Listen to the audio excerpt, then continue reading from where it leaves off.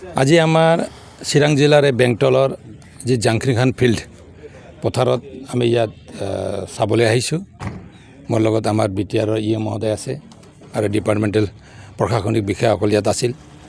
আমাৰ অসমৰ মাননীয় মুখ্যমন্ত্ৰী মহোদয় তেখেত ডক্টৰ হিমন্ত বিশ্ব শৰ্মা ডাঙৰীয়া, যি আমাৰ চিডলিত বিধানসভা যি বাই ইলেকশ্যন হ'বলৈ গৈ আছে অহা 13 তাৰিখত, এই প্ৰচাৰ অভিযানৰ কাৰণে তেখেতে ইয়াত অহা 6 তাৰিখত ইয়াত উপস্থিত হ'ব।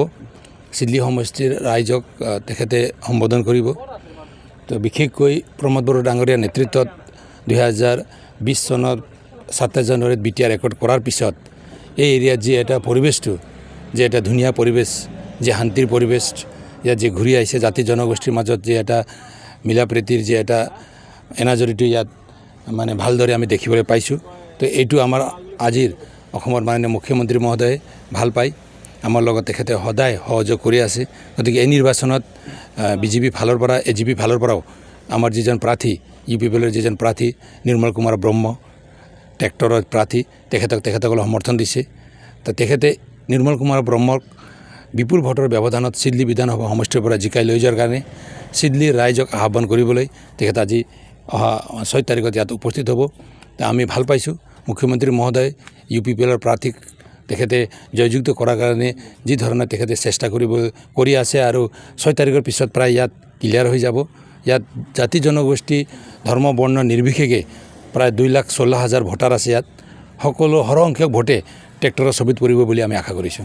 আগৰ দিনত এনেকুৱা চেণ্ট্ৰেল মিনিষ্টাৰ ষ্টেট মিনিষ্টাৰবিলাক অহা নাছিল, কিন্তু আপোনাৰ চৰকাৰ গঠন কৰাৰ পিছত বাৰে বাৰে অহাটো আমি দেখিবলৈ পাই থাকোঁ। নাই, এতিয়া আমাৰ চৰকাৰৰ যিজন মুৰব্বী বা আমাৰ যিজন মানে নেতৃত্বসকল আছে, দলৰ যিবিলাক আমাৰ লিডাৰসকল আছে, তেখেতসকলে এটা ভাল পৰিৱেশ সৃজনা কৰিবলৈ আগবাঢ়িছে। আগৰ দিনত যিসকলে শাসনত আছিল তেখেতসকলে নিজৰ চিন্তাধাৰাটো কেনেকৈ আছিল, তেখেতসকলে কি ধৰণৰ ইয়াত প্ৰশাসনিক কাম কাজ চলাইছিল তেখেতসকলে জানিব। কিন্তু আজিৰ সময়ত বিশেষকৈ প্ৰমোদ বড়ো ডাঙৰীয়াৰ নেতৃত্বত আৰু প্ৰমোদ বড়ো ডাঙৰীয়াই বিটিআৰৰ জনগোষ্ঠীলৈ যি ভিজনটো দেখিছে, ইয়াত সকলো জনগোষ্ঠীক সমমৰ্যাদা সম অধিকাৰটো দি উন্নয়ন কৰাৰ যি পৰিকল্পনা তেখেতে কৰিছে, তাত সকলোৱে ভাল পাইছে। ভাৰতৰ সংবিধানে যাক যি অধিকাৰ দিছে এইটো পাব। দীঘলীয়া এটা সংগ্ৰাম হৈ গ'ল এই এৰিয়াত, 40 বছৰীয়া সংগ্ৰামত বড়োসকলৰ নেতৃত্বত যি হৈ গ'ল, ভাৰত চৰকাৰ অসম চৰকাৰ আৰু বিদ্ৰোহী সংগঠনসকলৰ মাজত বা নিখিল বড়ো ছাত্ৰ সংস্থাৰ মাজত যি এটা ত্ৰিপাক্ষিক চুক্তি হৈ গ'ল, এই বিটিআৰ চুক্তিৰ জৰিয়ে আজি যি 3টা চুক্তিৰ পিছত মানে বিএছচি বিটিচি আৰু বিটিআৰ ৰেকৰ্ড, এই বিটিআৰ ৰেকৰ্ডৰ পিছত যি এটা পৰিৱেশটো ইয়াত ঘূৰি আহিছে, নিশ্চয় আমি ভাবিছোঁ ইয়াত এটা শান্তিটো মানে চিৰদিনীয়া মানে যুগমীয়া হৈ পৰিব, আৰু আমাৰ মাজত এটা ভাল মানে বুজাবুজিটো হ'ব, আৰু বুজাবুজি হৈ আমি আগন্তুক দিনত ইয়াত আমি আগবাঢ়ি যাম, আৰু আমাৰ এৰিয়াটো বহুত আগলৈ মানে ডেভেলপ হ'ব বুলি আমি আশা কৰিছোঁ। আৰু আজিৰ মুখ্যমন্ত্ৰী মহোদয়ে এই চিন্তা কৰিয়ে প্ৰমোদ বড়ো ডাঙৰীয়াৰ লগত মানে একেলগে মানে সহযোগ বা আমাক আগবঢ়াই লৈ যোৱাৰ কাৰণে চেষ্টা কৰিছে। আপোনাৰ বিটিআৰ চৰকাৰে যিখিনি ৰাইজসকলক মাটিৰ পাট্টা দিছিলে, এইটো 3 মাহ বা 3 বছৰৰ ভেলিডিটি, আৰু এইটো ভুৱা বুলি কৈছে। নাই, এইটো বিপিএফ নেতাৰহে কথা।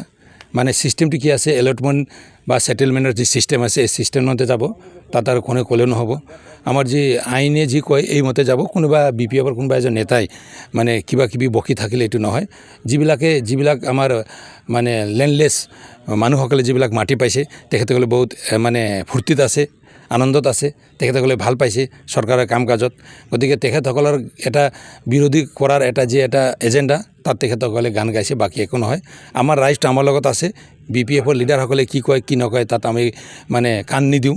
আমাৰ কথাটো হ'ল সকলো জাতি জনগোষ্ঠীক মানে একেলগে লৈ যোৱাৰ যি পৰিকল্পনা, বড়োৰ লগতে আন জনগোষ্ঠীৰ বসবাস কৰা এই ঠাইত সকলোকে একেলগে আগবঢ়াই লৈ মিলা প্ৰীতিৰ মাজত ইয়াত কাম কৰা আৰু ভাল পৰিৱেশ মানে সৃষ্টি কৰা যি আমাৰ প্ৰমোদ বড়ো ডাঙৰীয়াৰ এজেণ্ডা বা ইউপিপিএল দলৰ যি এজেণ্ডা, তাত আমি সকলোৱে সমবেত হৈ কাম কৰিব লাগিব। এইটো উদ্দেশ্যটো আগত ৰাখি আমি কাম কৰি আছোঁ।